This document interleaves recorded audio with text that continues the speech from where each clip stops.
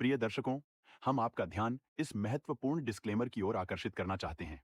इस इंटरव्यू में हमारे अतिथि द्वारा व्यक्त किए गए विचार और मत उनके व्यक्तिगत हैं। ये आवश्यक रूप से हमारे YouTube चैनल या संपादकीय टीम के दृष्टिकोण का प्रतिनिधित्व नहीं करते हैं। हमारा लक्ष्य एक ऐसा मंच प्रदान करना है जहां पसमानदा विषय से संबंधित विविध दृष्टिकोण प्रस्तुत किए जा सकें। हम विभिन्न विचारों को सामने लाने का प्रयास करते हैं, लेकिन इनका समर्थन या विरोध नहीं करते। आपके समय और सहभागिता के लिए हम आभारी हैं। यदि आपके कोई प्रश्न या चिंताएं हैं, तो कृपया हमसे संपर्क करने में संकोच न करें।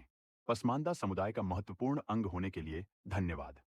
सादर, अब्दुल्ला, मंसूर, पसमानदा डेमोक्रेसी। सलाम, नमस्कार, आदाब। मैं हूं शादाब सईद अंसारी, ऑल इंडिया पासमानदा मुस्लिम महाज से। आज आप जुड़े हैं पासमानदा डेमोक्रेसी के एक खास प्रोग्राम में। आज आपको एक अहम शख्सियत के साथ रूबरू कराने जा रहे हैं, जो आज हमारे साथ अपना तजुर्बा और ख्याल हमारे साथ बांटेंगे।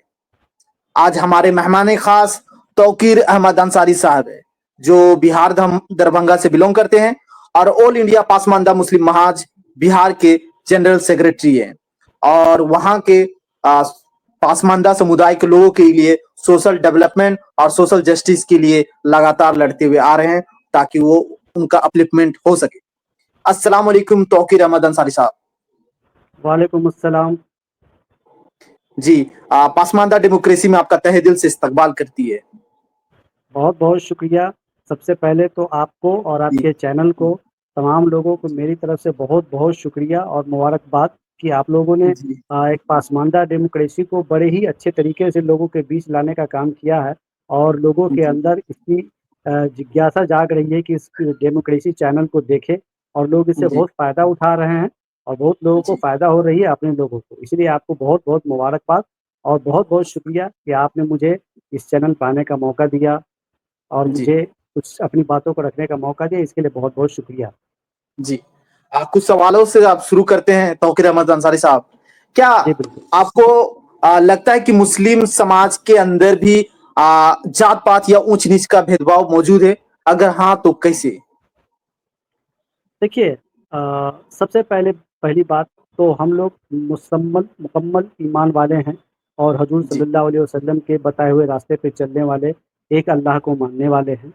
लेकिन जो दौरान वक्त है, जो अभी जो समय चल रहा है, जो टाइम है, ये आपके सवाल का जवाब मैं इस तरह से देना चाहूँगा कि आप बिल्कुल ही, आपके सवाल का जवाब मेरी तरफ से हाँ है कि है कुछ लोग जो आज भी अपने को बड़े लोग समझते हैं, बड़े तबके के लोग समझते हैं। कुछ लोगों के दिमाग में नहीं, बल्कि ह्यूज बड़े पैमाने पे लोगों के दिमाग में आज भी जात-पात की भेदभाव है और लोग इसको मान रहे हैं और लोग इस पे काम भी कर रहे हैं और लोग इसको हमारे जैसे छोटे लोगों को या जो पासमानदा से जुड़े लोग हैं या पासमानदा समाज के लोग हैं या छोटे तबके के लोग हैं, उनको उस लहज़े से देखते हैं जहाँ पे ये दर्शाता है कि नहीं, आज भी हमारे समाज में भेदभाव है और एजुकेशन होने के बाद भी, पढ़े लिखे होने के बाद भी लोगों के दिमाग से ये मानसिकता अभी हटी नहीं है भेदभाव वाली। तो बिहार में ख़ास करके ये बड़े पैमाने पे जाति प्रथा जिसको आप बोलते हैं और जात-पात मुसलमानों में है और लोग इसको बहुत ही बड़े पैमाने पे बढ़ावा भी दे रहे हैं। तो और कैसे, मैं उसका भी आपको एग्ज़ाम्पल देता हूँ कि आज आप देखें सामाजिक तौर पे या आप देखें राजनीतिक तौर पे, तो आप एक चीज़ देखेंगे ख़ास करके हमारे बिहार में, हम लोगों ने उसको फेस किया है, हम लोगों ने उसको बड़ा करीब से देखा है कि जब भी इस तरह की कोई बात आती है, सामाजिक न्याय की बात आती है या राजनीतिक न्याय की बात आती है, तो हमेशा ही उन लोगों को तरजीह दी जाती है या वो लोग अपने आप को आगे रखते हैं जो बड़े तबके के अशराफ के लोग हैं। हम जैसे लोगों को या पासमानदा जैसे या पिछड़ी जमात के लोगों को अभी भी वो लोग पिछले पंक्ति में खड़ा करके रखते हैं और वो उसको आज भी लोग वोट बैंक की तरह ही इस्तेमाल करते हैं। मेरे पास एक ही नहीं, सैकड़ों एग्ज़ाम्पल है इसका। अगर आप बोलेंगे तो मैं इसको एग्ज़ाम्पल की तरह से कोट करूँगा। लेकिन ये राजनीतिक तौर पे या सामाजिक तौर पे आज के टाइम में बिहार में क्या पूरे देश में ये जात-पात और भेदभाव की राजनीति या सामाजिक है लोगों के अंदर, बिल्कुल। जी, ऐसे भेदभाव को खत्म करने के लिए क्या सिर्फ सरकारी पॉलिसियाँ काफ़ी है या कोई खास आयोग कमीशन बनना चाहिए? देखिए, ये सरकार की सबसे पहली बात तो ये सरकार की पॉलिसी बाद में आती है, पहले हमारी अपनी पॉलिसी या हमारा अपना समाज को इकट्ठा होना पड़ेगा।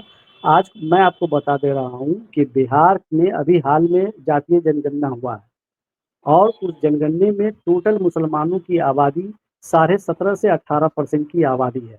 उसमें 75% पासमानदा और छोटे तबके के लोग आते हैं, जिसमें बहुत सारी बिरादरियाँ हैं, राइन बिरादर हैं, इदरीसी हैं, हलालखोर है, नट है, अंसारी हैं, या इस तरह से 27 जातियाँ हैं। अगर आप देखेंगे इसको गौर से, तो आप भागीदारी की बात करेंगे तो इन लोगों को पहली पंक्ति में लाने का काम आज तक नहीं हुआ। 75, 76, 77 साल हो गया हमारे देश को आज़ाद हुए और उस दौरान कुछ समय पहले, आज से 30-40 साल, 45 साल पहले कांग्रेस के ज़माने में कुछ लोगों को तरजीह मिलती थी, लेकिन धीरे-धीरे कांग्रेस ने उनको साइड करना शुरू कर दिया और आज ये हालत हो गया कि कांग्रेस आज सरकार में नहीं है या स्ट्रगल की है, तो उसका एक बहुत बड़ा कारण ये भी है कि उसने पासमानदा या बुनकर समाज या छोटे तबके के लोगों को मुसलमानों में उसने तरजीह देना बंद कर दिया। यही कारण है कि आज स्ट्रगल पे भी वो लोग चल रहे हैं और आज भी मैं बोलता हूँ कि जब तक के पासमानदा समाज को लेके लोग नहीं चलेंगे, तब तक लोग पार्टी कोई भी हो। अभी हालिया में इलेक्शन होने वाला है बिहार में, आप देख लेना, आपको एग्ज़ाम्पल के तौर पे मैं बता रहा हूँ कि आप इस बार के इलेक्शन में देख लेना कि लोगों को इसका जवाब भी मिलेगा, जो जिन लोगों ने इसको पिछली पंक्ति में खड़ा किया है, ठीक है? जी दूसरी दूसरी बात कि आपने सवाल किया कि कमीशन या आयोग बनना चाहिए। अगर इस समाज को, जहाँ पे 14 साढ़े 14% बिहार में जिसकी आबादी है, आप खुद सोचिए कि क्या वो अपने हक के लिए, हकूक़ के लिए वो हकदार नहीं है किसी कमीशन के या किसी आयोग के? एकदम है। कैसे नहीं है? आज के डेट में बिहार की जो राजनीति है या सामाजिक धरातल है, वो टोटल का टोटल जाति प्रथा पे केंद्रित हो गया है। हर लोग अपने-अपने समाज को ढूँढ रहे हैं, हर लोग अपने-अपने तबके को ढूँढ रहे हैं। आज बिहार में आयोगों का गठन हुआ। मैं बिहार सरकार को बड़ा तहे दिल से धन्यवाद देता हूँ और मैं उनको उनकी सराहना करता हूँ कि उन्होंने छोटी-छोटी परसेंटेज की जो जातियाँ हैं, उन लोगों के उत्थान के लिए उसने आयोग का गठन किया है। अभी 3.5 से 4% हैं मछुआरा समाज, उनके लिए किया है उन्होंने आयोग का गठन। स्वर्ण आयोग का गठन किया है जो 3 साढ़े 3% है। या इस तरह से बहुत सारे गठन आयोग का उन्होंने गठन किया है। पिछड़ी जाति या अति पिछड़ी जाति है। तो जहाँ पे आप 14% पासमानदा है, जिसके लिए आप लायक है कि वो हमारे साथ आ जाए, तो क्या वो हकदार नहीं है किसी आयोग के? और अगर हकदार नहीं है तो आप उसका उत्थान कैसे होगा? जब तक कोई आयोग नहीं बनेगा, जब तक कोई कमीशन नहीं बनेगी, उसका योगदान कैसे समाज में आएगा, कैसे राजनीति में आएगा, कैसे सरकार समझेगी कि ये जाति प्रथा जो लोग चला रहे हैं या जो समाज पासमानदा समाज दबे-कुचले लोग हैं, उनको हक कैसे मिलेगा? जब उसके लिए सरकार तक पहुँचने के लिए एक आयोग का गठन होना बहुत ज़रूरी है। तभी लोग जी इसको आमने-सामने रख पाएँगे और सरकार तक इसकी बात पहुँच पाएगी और तभी इनका इसका उत्थान हो पाएगा। इसीलिए आयोग का गठन तो बहुत ज़रूरी है बिहार में। पासमानदा आयोग मैं मांग भी करता हूँ, हम लोगों ने अभी कुछ दिनों से मुहिम चलाया हुआ है कि बिहार में पासमानदा आयोग का गठन होना चाहिए। ये जी 14% की आबादी आज पिछड़ी हुई है। जी आपके ख्याल में बिहार में पासमानदा आयोग की जरूरत क्यों महसूस हो रही है? मैंने अभी बताया ना कि अगर आप समाज में या राजनीति में भागीदार बनाना चाहते हैं या आप हम्म सारे लोगों को एक पंक्ति में लाना चाहते हैं, तो उनको जगह तो देनी पड़ेगी ना। आज आप जी आँख उठा के देख लो, बिहार में 243 सीट है, 243 सीट में कितने पासमानदा के लोग हैं? बिहार से कितने एमपी है पासमानदा के? बिहार से कितने एमएलसी हैं पासमानदा के? गिन-चुन के 2-4 आपको गिनती की उँगली पे मिलेंगे, उससे ज़्यादा नहीं। जो जी 14% की आबादी है, उसकी आबादी के हिसाब से अगर आज का इलेक्शन हो रहा है बिहार में, तो आप जो जिस तरह से आबादी है, 35 सीट तो हमारा ऐसे ही बनता है पासमानदा समाज का। सारे पासमानदा समाज के सारे बिरादरियों को मिला दिया जाए, तो बिहार में 35 सीट तो ऐसे ही बनता है कि हमारे समाज का लोग जी जाए और जब हमारे समाज का लोग जाएँगे वहाँ पे हाउस में, सदन में, तभी तो हमारे लिए बात करेंगे, हमारी बातों को सरकार तक रखेंगे और तब सरकार उस पे काम करेगी। जी अगर ये आयोग बनता है तो क्या मुस्लिम समाज में बराबरी और हिस्सेदारी का एहसास बढ़ेगा? एकदम बढ़ेगा सर, बिल्कुल बढ़ेगा। आज के डेट में अल्पसंख्यक आयोग है या अब और सी बहुत सारी तंजीमें हैं। कितने लोग हैं आप सुन्नी वक्फ बोर्ड को देख लीजिए, हज कमेटी को देख लीजिए, उर्दू बेदारी कारवां को देख लीजिए या बहुत तरह की इस तरह की संगठन हैं या अल्पसंख्यक आयोग है। कितने लोगों को मिलता है? ये सरकार जितनी योजनाएँ बनाती है, वो जो बड़े तबके के लोग बैठे हैं अपने-अपने लोगों को वो हिस्सेदारी दे देते हैं, उसका लाभ मिल जाता है। हमारे तबके के तो जो गरीब, गुरबा, मजदूर तबके के जो लोग हैं, जो गाँव में बसते हैं, उन लोगों को सरकार की बहुत सारी योजनाओं के बारे में पता तक नहीं चल पाता है कि उनका क्या योजनाएँ चल रही है। आज बिहार में अल्पसंख्यकों के लिए जो सरकार कर रही है या जिस तरह से काम हो रहा है, मैं किसी पार्टी या किसी सरकार का फ़ेवर नहीं कर रहा हूँ। लेकिन जो मैं देख रहा हूँ, मैं उसको ये मेरा अपना व्यक्तिगत राय है या व्यक्तिगत वक्तव्य है कि मैं बताना चाहता हूँ कि जिस तरह से मैं चूँकि बिहार में हूँ, तो मैं बिहार के बारे में आपको ज़्यादा बोल रहा हूँ। यहाँ जो अल्पसंख्यक कम्युनिटी के लिए वो काम होता है, कितने गरीब-गुरबा के पास जाते हैं, कितने राइन बिरादर के पास जाते हैं, कितने इदरीसी बिरादर के पास जाते हैं, कितने अंसारी बिरादर के पास जाते हैं, बहुत कम। लोगों को जानकारी नहीं मिल पाती है, लोगों को सही तरह से एजुकेट नहीं किया जाता है। कुछ चुनिंदा लोग हैं, जो 4% 5% लोग हैं, वो अपने लोगों को इसका फ़ायदा दिला देते हैं। बाकी पिछड़े जमात के जो लोग हैं, पासमानदा जमात के, वो आज भी वंचित है, पहले भी वंचित थे और आज भी वंचित है। जी, जी। अ, क्या कुछ लोग कहते हैं कि इससे नया बँटवारा होगा, आपका इस बारे में क्या ख़्याल है? कोई बँटवारा नहीं होगा सर। आज के डेट हुँ, में अगर बिहार में देख लें या देश में देख लें, तो हर आदमी अपने समाज को आगे बढ़ाने का या अपने समाज के हक की बात कर रहा है। इसमें बँटवारे की सवाल कहाँ से आ गई? आज हम लोग, मैंने आपको पहले ही बोला, हम लोग मुकम्मल ईमान वाले लोग हैं। हम लोग हुज़ूर सल्लल्लाहु अलैहि वसल्लम के बातों पे चलने वाले लोग हैं। यहाँ पे हम अपने हक की बात कर रहे हैं, ना कि हम बँटवारे की बात कर रहे हैं। हम कहाँ कह रहे हैं कि आप या हमारे लोग कहाँ कह रहे हैं कि आप अलग सफ़ बनाइए। हम तो आपके साथ खड़े हैं और सारे शुरू से रहे हैं। आपने जहाँ कहा अक्सरियत देने के लिए, हम लोगों ने वहाँ अक्सरियत दिया। आपने जिसको बोला, हमने उसको सरकार में लाया। आपने जिसको कहा, हमने उसको वोट डाला। तो फिर आज हमारा हक माँगने का टाइम है, आज हमारे भागीदारी की टाइम है, इसमें बँटवारे की बात कहाँ से आ जाती है? आपको हक मिला, 1947 से आज तक आपको आपका हक मिला, आप लोग अपने-अपने जगहों पे रहे। तो आज हमारा समाज जो 14% है, इतनी बड़ी आबादी है और जो पिछड़ रहा है, आज अपना हक माँग रहा है और आज अपने हक की लड़ाई लड़ रहा है, तो इसमें बँटवारे की सवाल नहीं होनी चाहिए। ये तो बेतुकी बात है, ये कुछ लोगों का खुराफाती बातें हैं जो बँटवारे की। ये हक की बात है, बँटवारे की बात नहीं है। जी। क्या आप अपने कभी किसी सरकारी दफ्तर में या समाज में जात या बिरादरी की बुनियाद पर भेदभाव का सामना किया है? देखिए, पर्सनली मैं तो नहीं किया हूँ, लेकिन मेरे पास कई ऐसे एग्ज़ाम्पल्स हैं या ऐसा हुँ, हुआ है, आज भी हैं। आप सरकारी दफ़्तर में चले जाएँ या बहुत सारे सरकारी तंजीम में चले जाएँ, तो लोगों के अंदर ये चीज़ें हैं कि हमारा समाज या हमारा बड़े तबके के लोग, अरे ये छोटे लोग हैं या पासमानदा समाज के लोग हैं, ये बिरादरी के लोग हैं, ये वो बिरादरी के लोग हैं। ये चीज़ें तो आज के डेट में है और लोग इस पे काम भी कर रहे हैं और लोग इसको, हमारे जैसे लोगों को, पिछड़ी जमात के लोगों को वंचित किया है उसके हकूक़ से। आप चाहे वोट के रूप में देख लो या इलेक्शन के रूप में देख लो, मेरे पास तो सैकड़ों एग्ज़ाम्पल है। मैं आपको बताना चाहूँगा कि मैंने देखा है, अपने बड़ा करीब से देखा है। बहुत सारे इलेक्शन में जब लोग खड़े होते हैं, तो हम जब खड़े होते हैं, तो बोलते हैं कि भाई ये गद्दार है, ये ऐसे हैं, तो ये वैसे है, तो ये कौम को तोड़ना चाहते हैं, तो वो कौम को बाँटना चाहते हैं। लेकिन जब वो खड़े होते हैं, तो हम उनको पूरी तरह से वोट देके उनको आगे करते हैं। जब हम खड़े होते हैं, तो भाई हम मुसलमान के और कौम के दुश्मन हो जाते हैं। तो ये तो लोगों की मानसिकता है ही, चाहे वो सरकारी दफ्तर में हो, चाहे वो राजनीति पटल पे हो, हर जगह पे है। मेरे पास एग्ज़ाम्पल्स है, अभी भी मैं आपको बता रहा हूँ कि मेरे पास सैकड़ों एग्ज़ाम्पल, 1995 से मैं सक्रिय रूप से देख रहा हूँ इलेक्शन में। जब हमारे लोग खड़े होते हैं, तो कोई ना कोई बड़े लोग आकर के उनको हराने के लिए पीछे से बैकअप तैयार कर लेते हैं। लेकिन जब वो खड़े होते हैं, तो वो मेरे पास आते हैं कि अरे अभी तो कौम की बात है, अभी एकजुट होने की बात है। तो भाई हम भी तो मुसलमान हैं, मुकम्मल ईमान वाले हैं। हम भी तो आपके साथ खड़े होने वाले हैं, तो हम पीछे क्यों? हमारे साथ आप क्यों नहीं? आपके साथ हम हैं, लेकिन आप हमारे साथ ना हो। ये तो मानसिकता है ही लोगों के बीच में और लोगों की सोच जी, में। जी। आप क्या सोचते हैं ये आयोग सिर्फ़ नाम का होगा या वाक़ई कोई बड़ा बदलाव हो सकता है?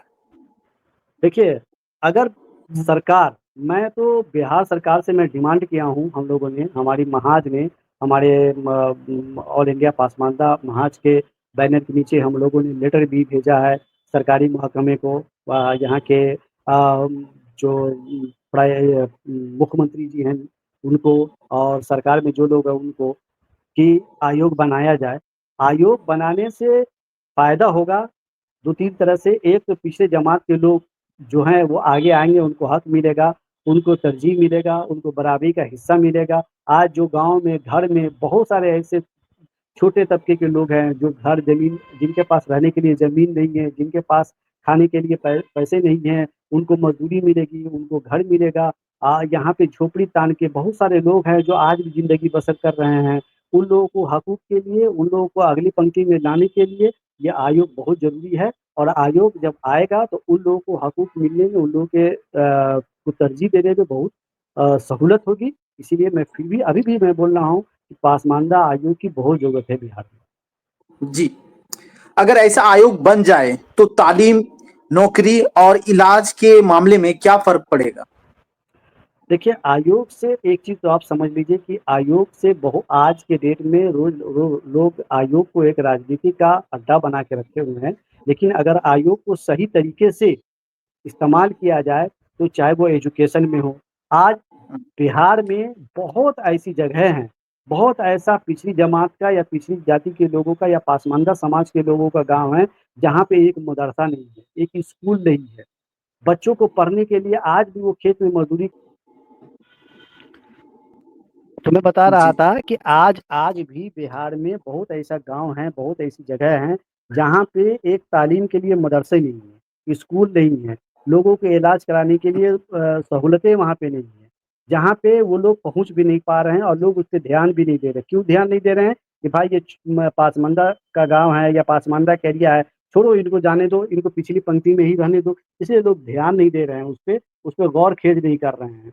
आज अगर आयोग बनता है तो कम से कम इस जमात के लोगों के लिए, जहाँ पे स्कूल नहीं है, कॉलेजेस नहीं है या मदरसे नहीं है बच्चों को तालीम के लिए, या जहाँ पे मेडिकल के लिए की सहूलतें नहीं है, वहाँ पे ये सारी सहूलतें पैदा हो सकती है।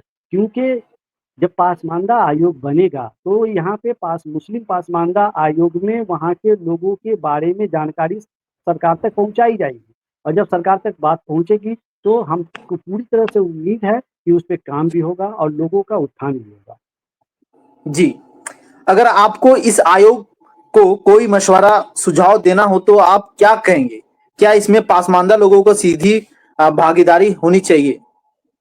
बिल्कुल, मेरा मशवरा ये होगा, या मेरा अपना सुझाव है, या मेरा व्यक्तिगत राय है कि अगर पासमानदा आयोग सरकार बनाती है, तो इस आयोग में मैक्सिमम पासमानदा लोगों को रखे और गाँव से इसके एक सर्वे कराए। सर्वे कराने के बाद हर गाँव में सर्वे कराएँ, और जो भूमिहीन लोग हैं, जिनके पास ज़मीन नहीं है, जिनको पढ़ने की सहूलत नहीं है, वहाँ पे वो सारी चीज़ें बाहर आएँगी। और वो बाहर जब आएँगी तो उनको उनके सहूलत को पैदा करने में सरकार को आसानी होगी। इसीलिए मेरा मशवरा है कि आज सरकार अविलंब इस आयोग का गठन करे, और गठन करने के बाद सबसे पहले इस आयोग के द्वारा पूरे बिहार में पासमानदा समाज का एक सर्वे कराए कि कहाँ पे किस हालात में आज के दौर में पासमानदा समाज अपना वक़्त गुज़ार रही है, और उसका उत्थान कैसे होगा, उस पे काम करे। जी। बहुत-बहुत शुक्रिया तौकीर अहमद अंसारी साहब, आपका कीमती वक़्त हमारे पासमानदा डेमोक्रेसी में देने के लिए। और हमारे नाज़रीन से भी दरख्वास्त करेंगे कि आपको अगर वीडियो अच्छा लग रहा हो, तो वीडियो को लाइक करें, चैनल को सब्सक्राइब कर लें और वीडियो को ज़्यादा से ज़्यादा शेयर करें, ताकि लोगों तक ये हमारी बात पहुँच सके और इस मालूमाती बात लोगों तक पहुँच सके। और चैनल को सब्सक्राइब कर लेंगे तो बहुत हमारे आपको इस तरह की मालूमाती वीडियो आप तक पहुँचती रहेगी इंशाल्लाह। बहुत-बहुत शुक्रिया। शुक्रिया, बहुत-बहुत शुक्रिया।